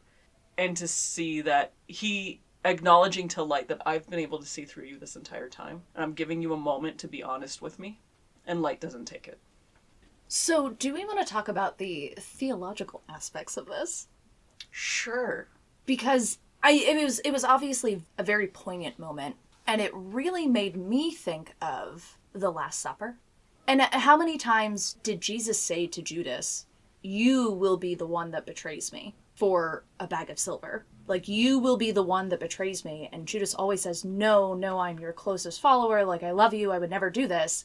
And meanwhile, Jesus knows the entire time he knows what's going to happen. And it does feel very similar to this, especially when you also factor into the feet washing scene. Yes. Technically with Elle and Light, it's a feet drying and massage scene, but it is very reminiscent of Jesus's foot washing, particularly the foot washing of Judas. Yes. It's so interesting because I really do feel like the anime really drove home the points of theological vibes throughout the entire series. Yes, they did. I feel like the manga had more of just like a little bit of tasting of it. And I feel like the anime just delved much deeper. Whether or not they truly understood what they were doing is up for debate. When you look at it, things don't make sense, like Naomi Misora and Ray Pember being depicted as the Pieta. I don't believe that Ray Pember was a Jesus-like figure in the series. No. That doesn't really track. The fact that chronologically this isn't exactly how it went with Jesus' story, of course, but it's just really interesting the way that they did it. I mean, especially on the roof, Elle is saying, "Who does the bell toll for? It tolls for thee." Yeah, that's basically what's happening. Like, he knows he's going to die. So it's almost like he's preparing for it a little bit, but also trying to maybe stop it in its own way by trying to level with light in those moments. I personally, even though I love looking at Catholic kind of meaning and making parallels to that, I didn't like it as much as I did the manga. Okay. Because the manga felt, I mean, it wasn't out of the blue, but the manga really did feel like it happened. It happened so quickly. Yes. Like, this is the time, this is the opportunity, do it now. And I liked how that felt.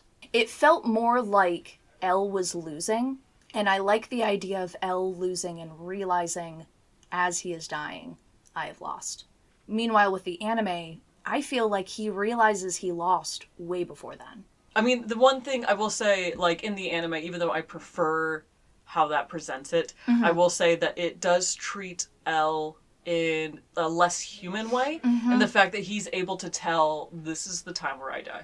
I enjoy the sorrow of it. I enjoy the moodiness. I enjoyed the sound design. I don't necessarily think that him predicting his own death is necessarily the smartest thing to do, but I still enjoyed how it made me feel emotionally. Yes. Much more than I did in the manga.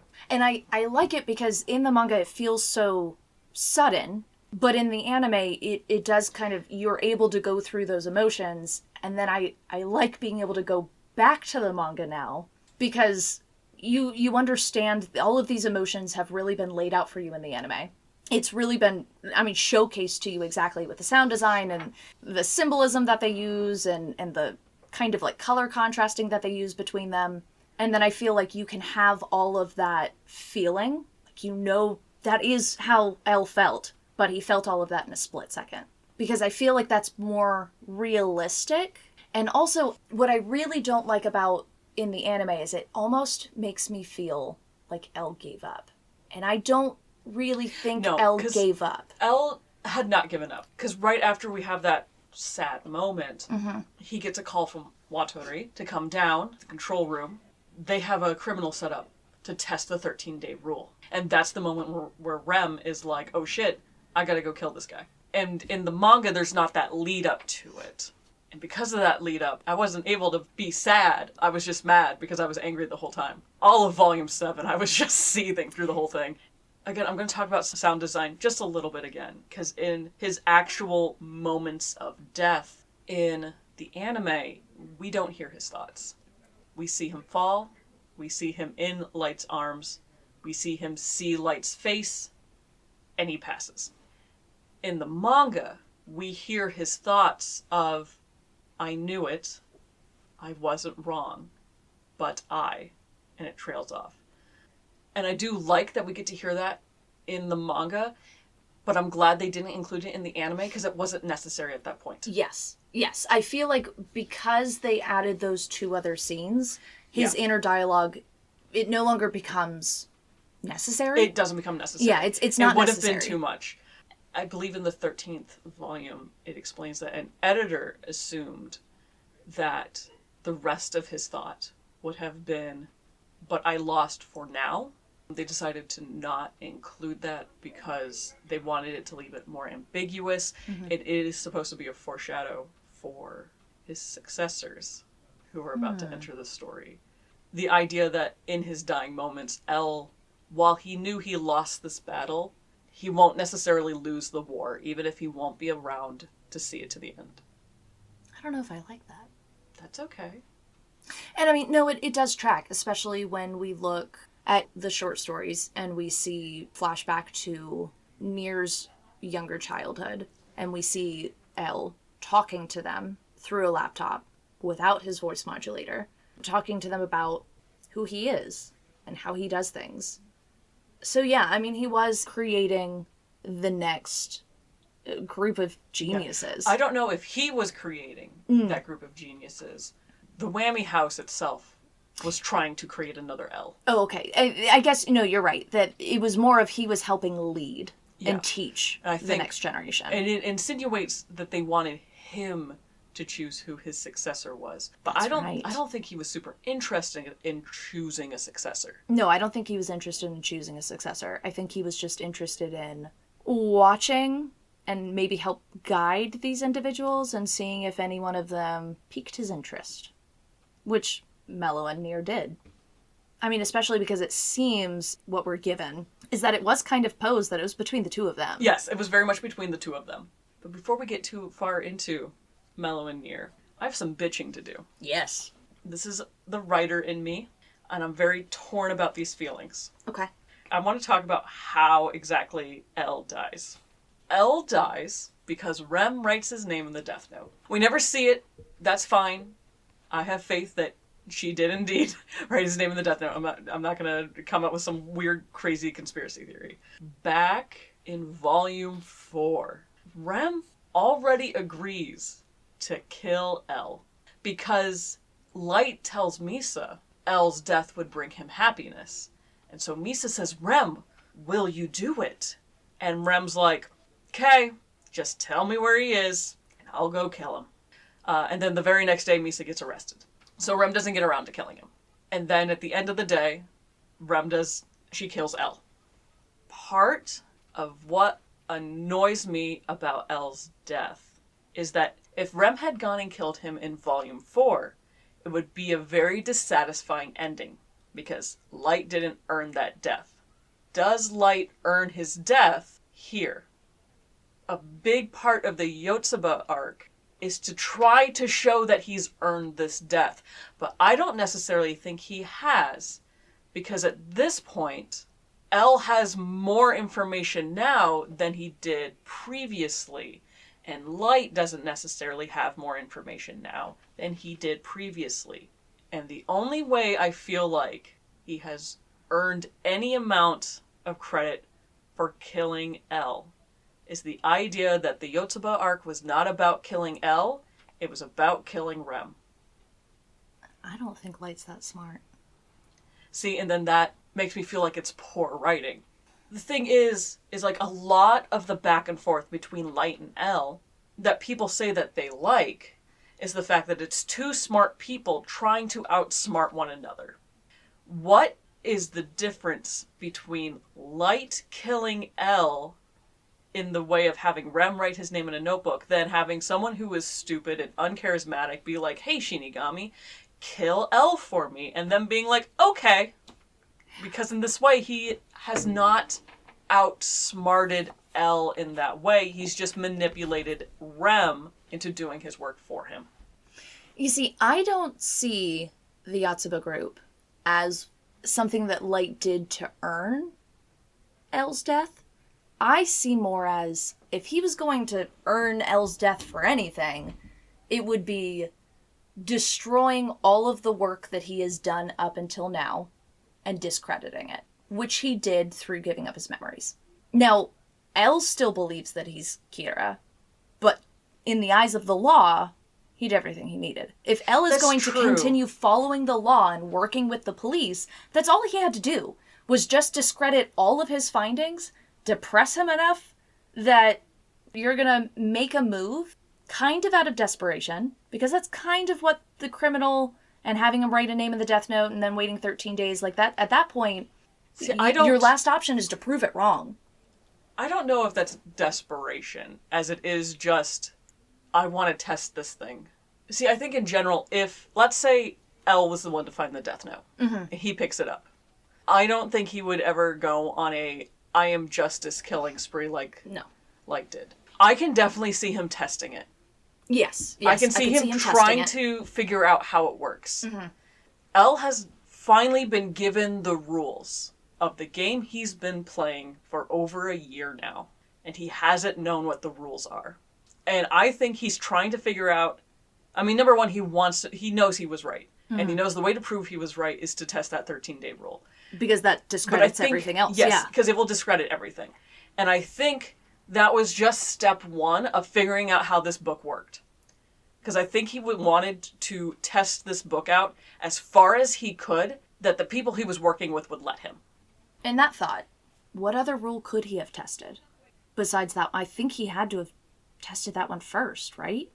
So I guess, yeah, it's not more of desperation, it's that there was nothing else to do. Like, that was the first step. That's the next step. That's the next logical step. I have this book. What do I do with it? How do I test it within the bounds that I'm allowed to test it with? The first step is, well, let's test the 13-day rule. And thinking of that, Light kind of forced his hand. He had to test those rules. Yes. How else do you prove them wrong but to test those rules? And as long as he has that 13-day rule in there, that's all he needs to be able to get Rem to do what he wants. Yeah. Because let's be real, Light also knows that if Rem kills Elle, she is going to die. Yes.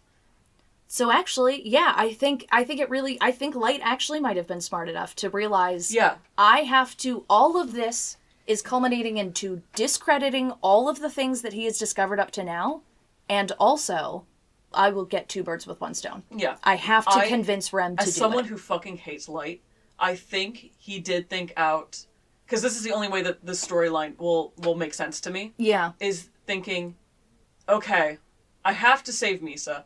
I don't want to save Misa, but I have to save Misa. How do I do that while also getting Rem off of my back forever? So if I need to get rid of Misa later on, I can. I can. If I need to, I can kill her off, and I don't have to worry about Rem. While the memory gambit gave him a way of showing innocence, I think it was a way for him to figure out how to kill Rem. Yeah. It separated her from Misa, and it let him manipulate Misa into a corner where she was in danger again, so Rem had to kill herself to save Misa.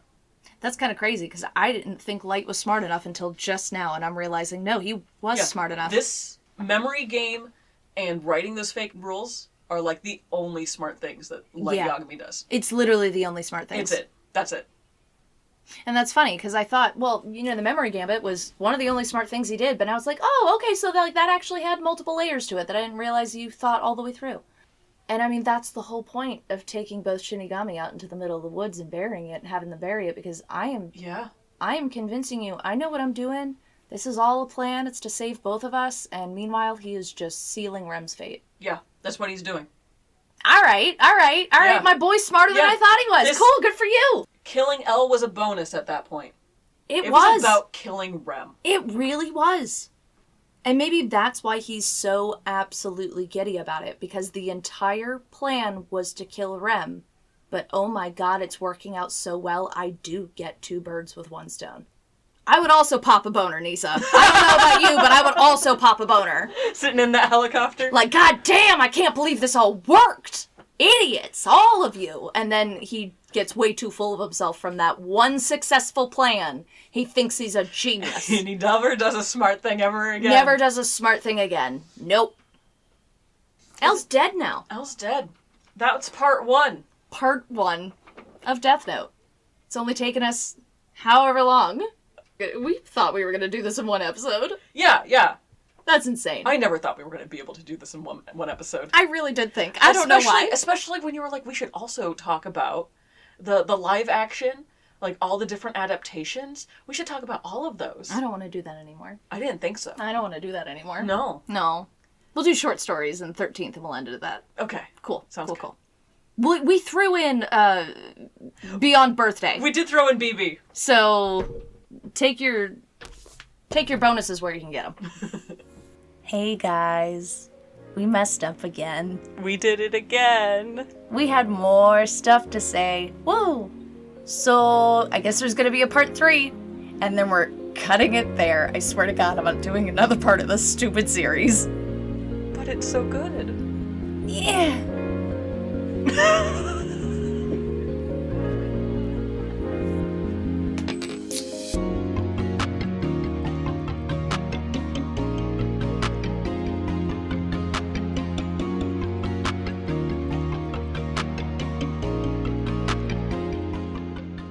Butthole.